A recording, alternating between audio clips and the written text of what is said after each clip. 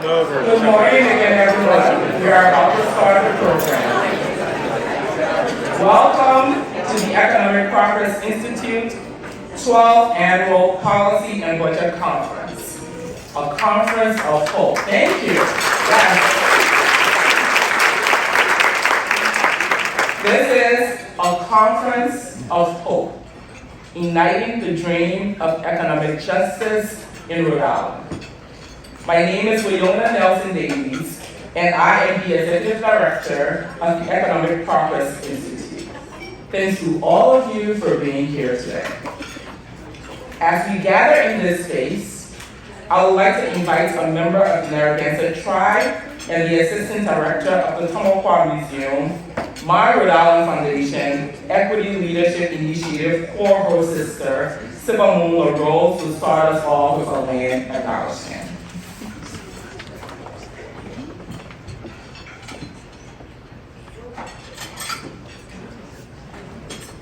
Asli Kwasinunas, Emcee Tomaquag and the Consulate, Kia and Havaganse. Welcome everyone to the lands of the Narragansett. When Muskrat used his last breath to dive to the bottom of the waters, he floated back to the top with earth in his hand. And that earth was placed on the back of Turtle, who would carry the world, a place for the first woman to rest. Sky Woman gave her body to the earth so that everything from her body could nourish the earth and make everything grow. She left behind a brother and a sister, her twins, who were the first people of this place. But two people do not populate a whole world. Not in every culture. And so Creator made people to populate this earth. And from the places where the land and water meet, in our language, Nahakanonsik talks about the points of land that meet the water. It's at those spaces that we find clay. And from that clay, Creator gathered up that mud, and he packed it together, and he took pieces of shell from the water and crushed that to temper it, and parts of the plants of the earth to finish the clay and form them into people. We are formed of the very earth, which is why Indigenous people will often introduce themselves as being of a place, because that earth is what we were made from. And he brought those people all formed, ready to bake in a very large oven, but he didn't get around to it right away. And he left things unattended for a minute. And Coyote had been watching all of this and was very curious. And he said, I want to get in on that. I'm going to bake a few of those people. And he took a couple of the formed beings and put them into the oven. But he was so excited that he pulled them out too soon, and Caucasians were formed. And they stood around, waiting for the next batch. But people get impatient, and they started to talk, and they decided instead of waiting around, we're going to head our own way. And they took off for other lands around Rhode Island, and they formed their own communities. And what they didn't wait for was for Creator to have instructed them on how we're supposed to live on this land.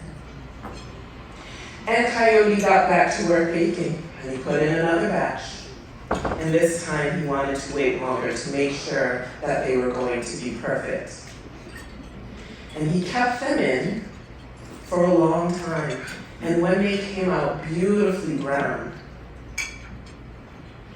he thought, these people are gorgeous, lovely people. Let me see if I can do it again with another batch. And he left those people there waiting. And as he baked the next batch, those people stood and they waited. And they waited. And they decided, you know, we're going to go find our own place in this world. And he didn't wait for Creator to come and teach them how to live upon this world together with all of the beings. And so they went and found their own places in this world. And when the last batch came out, the Indigenous people who remained in these lands, they were there when Creator returned and instructed them on how to live. And so he taught them that we have to live in a way that services everybody, that takes care of everybody, that everyone will have all their needs met. And at the same time, we have to care for this earth. This earth is what you were made from. She's your mother. She gave birth to you. And she nourishes you from everything on this earth. And so everything you have to do, you have to consider her as well and care for her just as you would your mother. And so he gave them these teachings, and they formed an economy around it.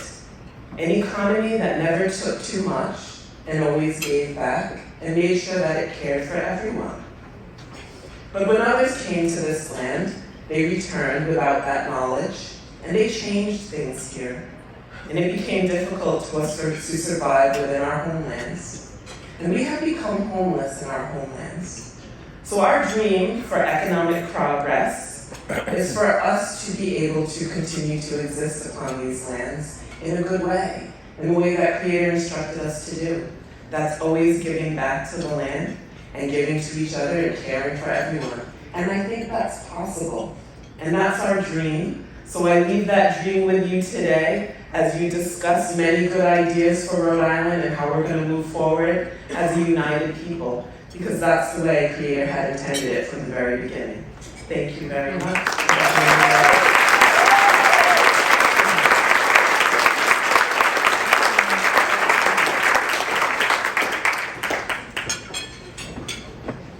Wow, that is the way we start a conference. I love that. Thank you so much, Silvermoon. For those who are getting to know us, I want to tell you a little bit about the Economic Progress Institute. We are a research and policy organization advocating for budget and policy changes to improve the economic well-being of low and modest income Rhode Islanders. For over 24 years, EPI have provided equity-centered research, data analysis, education. We have led and partnered in coalitions advocating for a fair tax structure, protecting and enhancing the public support programs to lift children and their families out of deep poverty, support programs for worker justice issues like paid leave, raising the minimum wage, workforce development, addressing racial and economic disparity, and advocating for many other economic justice issues. This is our 12th annual conference, but it is the first conference since the pandemic. It's my first conference as Executive Director.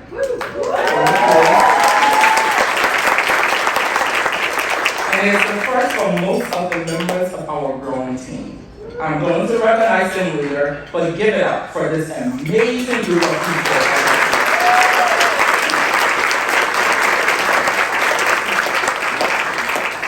In a few minutes, I'm going to invite our board chair to help me thank our over 35 sponsors. But I want you to know that we are overwhelmed with your support and with gratitude, and for our work and supporting all we have done over so many years. To our new friends in the room, we say welcome to this site. Why a conference of hope? This conference is about our collective power for change. It is also about our personal aspirations for the world we want to live in. For me, hope is not just Rhode Island State motto. As a child, it was my survivor prayer in the midst of Liberia's civil war. I used to write in my diaries all the time with this hope. Once there's life, there's hope. After I survived the Civil War and immigrated to the United States at the age of 16, continued my journey to becoming a social justice advocate and attorney, hope became my directive for justice. As we thought about the theme of our first conference in 4 years, we all agreed that after going through the pandemic and all the things that have transpired in our nation, in the world, and in our states, we wanted to bring Rhode Islanders together to dream about what is possible, no matter who you are. No matter your age, we have some young leaders in this room today. No matter your race, gender, ability, social, economic status, or civil. We all deserve to live in a just society where we can thrive. And hope is our directive towards a future of economic justice. Throughout this program, we will share with you a QR code, because you get to work a little bit as well. And this will take you to our collective dream wall, and if people want to test it, you can test it now. As you hear our speakers and panelists speak, I want you to think about your dreams and hope for economic justice. When you feel inspired throughout this conference, please share. Or in church, you say when the Spirit moves you. Share what your dreams will look like. And if there are other dreams that pop up that resonate with you, like them as well. Are we ready for this conversation? Yeah. Are we ready for this conversation? Well, that is good, because we have brought together some powerful speakers who are ready to inspire and challenge us to dream big, speak up, and act boldly for our people, for our communities, and for our states. And now I'm going to move right along, and I would like to invite our EPI's outgoing board chair, who has served on our board for 6 years, Jessica Sherwood.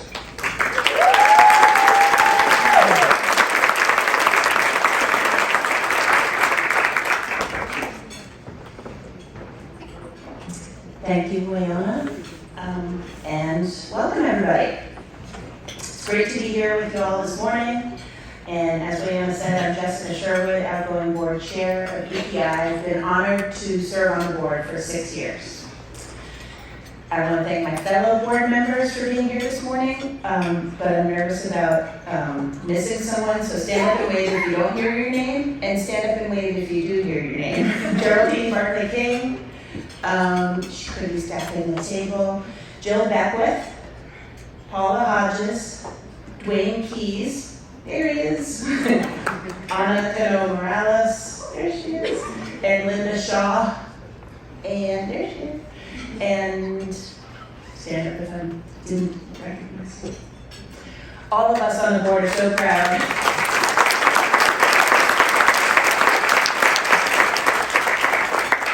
All of us on the board are so proud of the great work that EPI does. And I also want to thank our many incredible sponsors who made this event possible. I believe Weayonnoh said we have over 35 co-sponsors to this event. And that includes gold sponsors, Neighborhood Health Plan of Rhode Island, and the Pepito Opportunity Connection. Thank you, gold sponsors. And let's hold applause till the end of this. Silver sponsor, United Way of Rhode Island. Bronze sponsors are Rhode Island College, Blue Cross Blue Shield of Rhode Island, SEIU, and United Healthcare Community Plan. And many more community champions and partners. You can see them on the back of your page. We're grateful to all of them for your commitment and support of the Economic Progress Institute. Thank you, sponsors.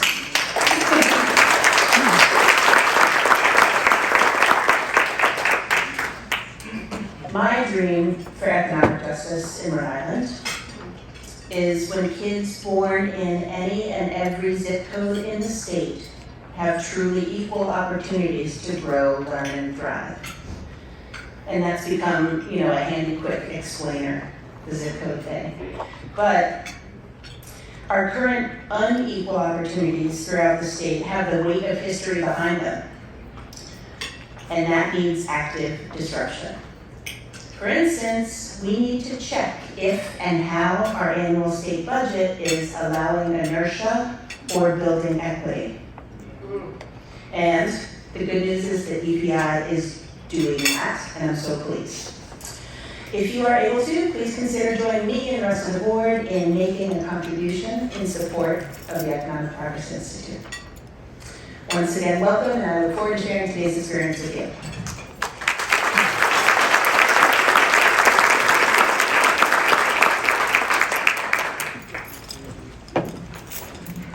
Thanks, Jessica. We are honored to have several dignitaries in the room with us today. And before I invite a few of them up to give some words, I would like to recognize some others.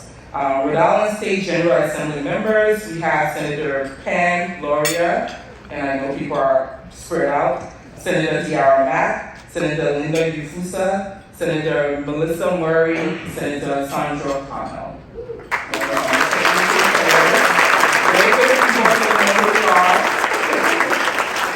We have State Representative David Morales, who is also a moderator for our Dreamers panel, Representative Rebecca Kislak, Representative Jennifer Stewart. Wave to the people.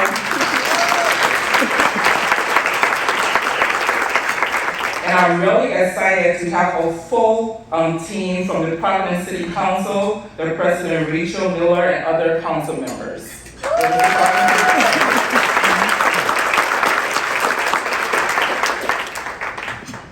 Senator Shelton Wellhouse couldn't be here today, but we are pleased to welcome his policy coordinator, Nick Fincillitti. Thank you for being here with us today. And we have former Congressman David Cicilline, who's relaxing now as other people are going first. The current president and CEO of the Rhode Island Foundation. He is here with his team and members of the Equity Leadership Initiative, my cohort members. The Rhode Island Foundation is a long-time state funder and partner of EPI. They are here along with the United Way of Rhode Island, who is here with a large team as well. Thank you,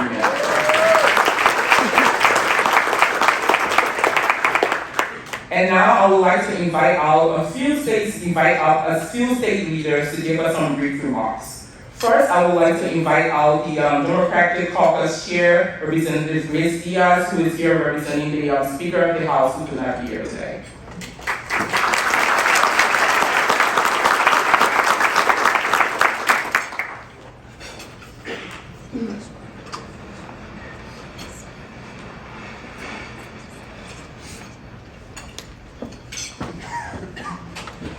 Good morning, good morning.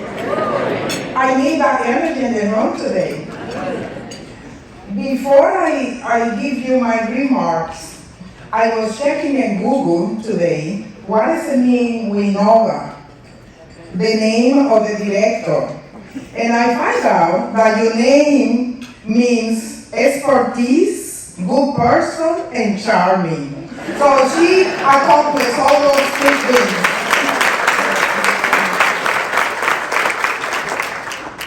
First, I would like to express my gratitude for the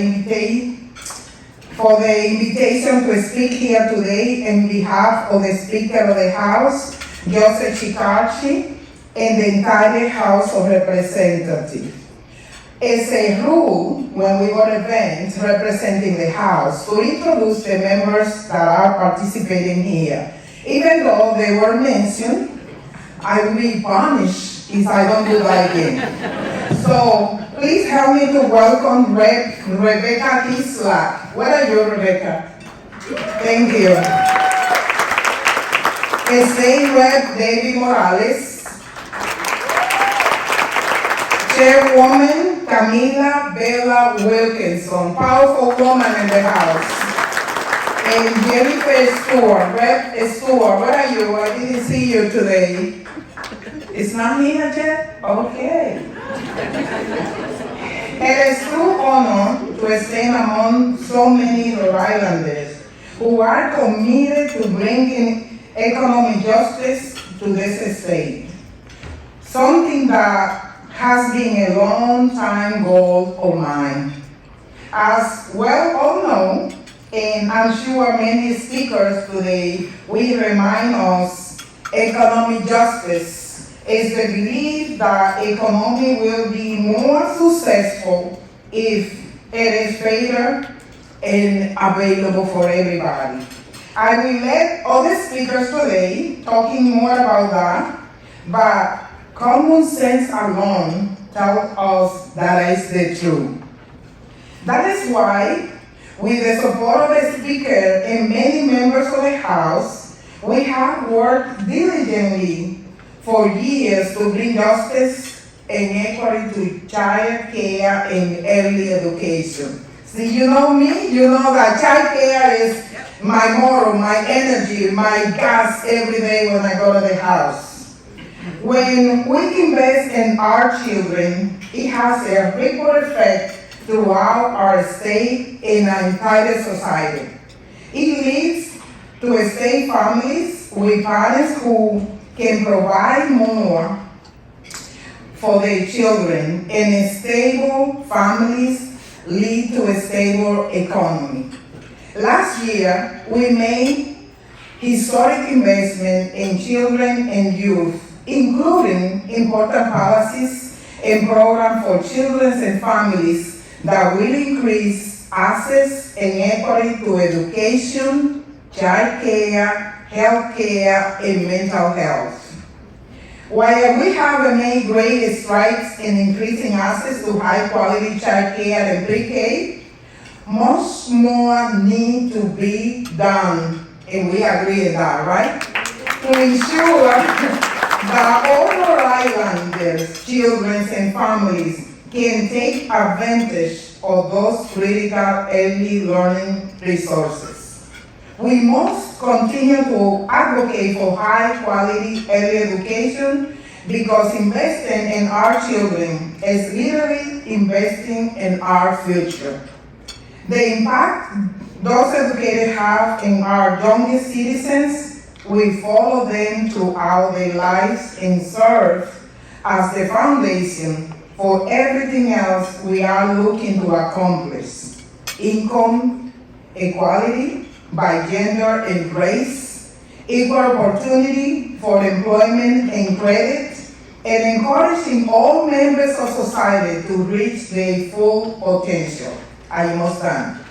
On behalf of Speaker Joseph Chicardi, who select this Dominican African bilingual person to speak on his behalf, in behalf of the entire House of Representatives, I want to express my gratitude for allowing me to speak during this event of hope. Sí se puede. Thank you.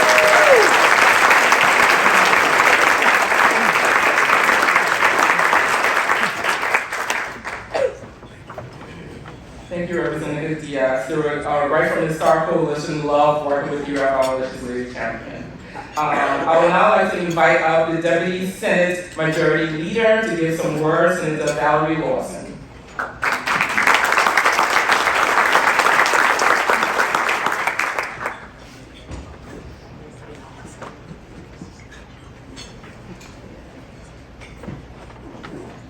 Good morning. Thank you to the Economic Progress Institute for the invitation to be here this morning. On behalf of President Ruggiero, my Senate colleagues, Senator Cano, Loria, Murray, Mack, and Uzapucha, it's an honor to be a part of the conference. I appreciate the opportunity to share some of the Senate's accomplishments and priorities and to celebrate the progress we've made in our state. I'm excited to hear from the keynote speakers, as well as the youth, state, and community leaders taking part in today's panels. The focus of this gathering is igniting the dream of economic justice in Rhode Island. Economic justice is the cornerstone of our work in the Senate, and I am proud to say we have made significant strides toward a more just, inclusive, and prosperous Rhode Island in recent years. Together with many advocates, stakeholders, and partners, we've extended security opportunity across our state. And like the representative, I'd like to highlight some of our achievements. Some of them include taking action to address lead poisoning, passing the Let RI Vote Act, passing the Equality in Abortion Coverage Act, codifying Affordable Care Act consumer protections. We've also created driver privilege cards and state identification cards for undocumented Rhode Islanders. We've eliminated rental application fees, Shout out to Senator Mack making Juneteenth a state holiday. Strengthening penalties for wage theft. These are some of our achievements, and in our state budget, we also increased the earned income tax credit. We're continuing our work to address the housing crisis. We realize that's a significant need in Rhode Island, and there are many projects we are supporting. The representative mentioned our early investment in childhood education, the system, and work for us. And as an educator, we all know how important that is in our system as a whole. Food insecurity is another issue of concern of us, and we increased funding to the Rhode Island Community Food Bank and created the Hope Scholarship, which will help many Rhode Islanders at Rhode Island College. Just some of our successes. But as we prepare to convene for our next session in January, know that the Senate remains committed to our shared mission. There's a lot of work that remains and we need to tackle. Building on our progress requires a commitment from all of us. And above all, I ask you to remain involved and help us, keep us informed. We value your voices deeply. We rely on your feedback to help us as leaders and legislators. I look forward, as does the Senate, to our continued work together on behalf of all Rhode Islanders. Thank you.